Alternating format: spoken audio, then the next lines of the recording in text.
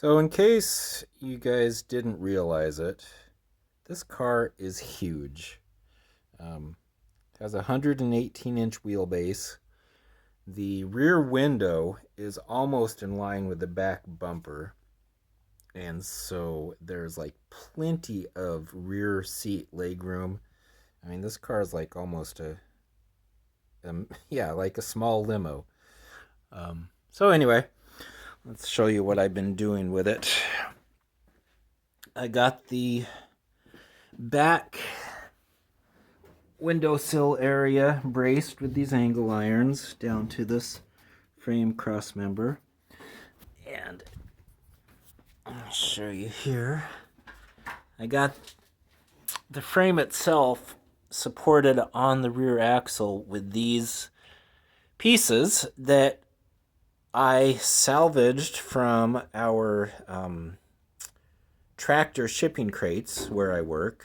So they're basically scrap, but they just happen to fit perfectly, like absolutely perfectly in line with holding the frame up off of the rear axle. And then I was able to cut out this side of the rusted frame, which you can see here. Yeah, she's pretty. She is really pretty. Can't really. Let's see if we can tell. Yeah, that's just really nasty. So, that's that. I'm gonna cut the other side out tomorrow. I'm gonna have to pull that wheel off to get to the outside of the frame rail to cut that off, and then this will all just come off. Everything else has been cut through and broken loose. Got the rear shackles off. These shackles are really neat design. A lot of cars used to use similar designs like this. It's basically a threaded in bushing, and yeah, they work. They work very well. As long as you keep them lubed, they work really well. I don't think I'm going to be able to reuse it though, because of the female receiving hole, the threaded hole that's on that frame rail. It's just, I don't think I could cut it out and save it to graft it into the new frame. I think it's too far gone. So I'm gonna have to figure something out. But anyway, it's all part of the process. So let's see. Show you something else going on here. This frame.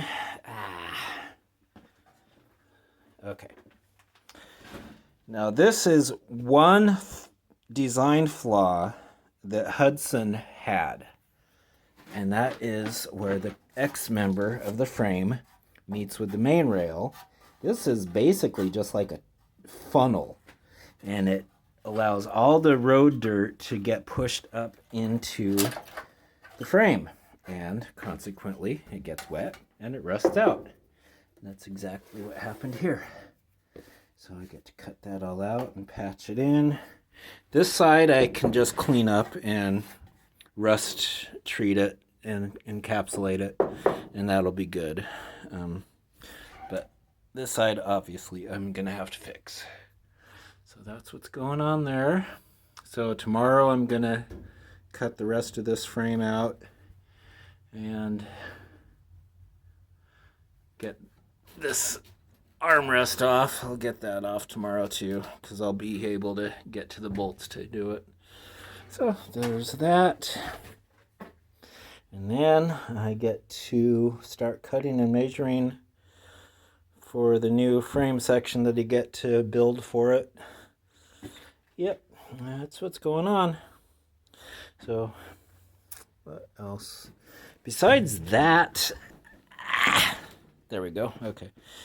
Besides that, not much else. Oh, I definitely am not going to be able to use that master cylinder. So I got this all bolted up and secured, and the front the front of the master cylinder hits right there when it's bolted up. So I could grind down the front of it and sand it and make it fit, but then there's still the ports. The threaded ports are really hard to get to because they're almost right up against the frame rail.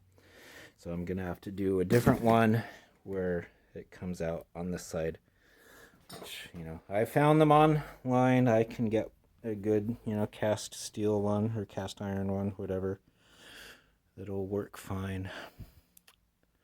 But that is the progress for this lovely 23rd of September. Wow. Been at this for about 5 months now. Yeah. That's so amazing, in my estimation anyway. It's amazing. But she's getting there. And I've got the color picked out. I just need to purchase it, and then I'll show you guys what it's gonna be. But that's for a different video for another time.